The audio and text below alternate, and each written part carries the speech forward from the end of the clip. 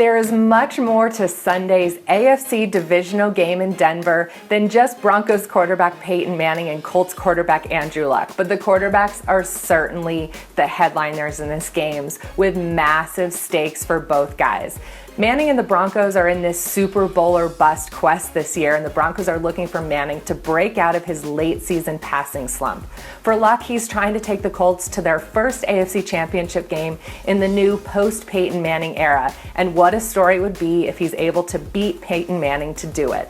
Among the reasons the Colts lost to the Broncos in Week 1, a game in which they fell behind 24-0 before mounting a late comeback attempt, was an inability to put pressure on Manning, and the Colts know better than anyone just how important it is to rattle the Broncos quarterback. The Colts never found a consistent pass rush this season or a dominant pass rusher to replace Robert Mathis, so they're going to have to figure something out to have a better chance against Manning this time. An interesting player to watch is going to be defensive end Shawn Phillips, the former Denver Bronco who signed with the Colts in November. He doesn't have a sack yet for the Colts this season, but he'd love to get one against his former team on such a big stage. Denver Broncos wide receiver Emmanuel Sanders had a fairly quiet game in Week 1 against Indianapolis, but in the 15 weeks since, he's developed into a trusted weapon for Peyton Manning.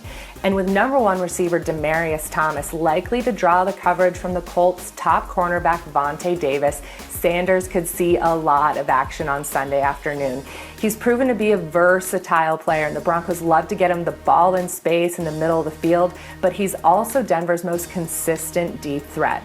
The Broncos were also without slot receiver Wes Welker in the opener, and though Welker has had pretty much a down year, just the fact that he's going to be back in this game could open up some more room for Sanders to make some big plays.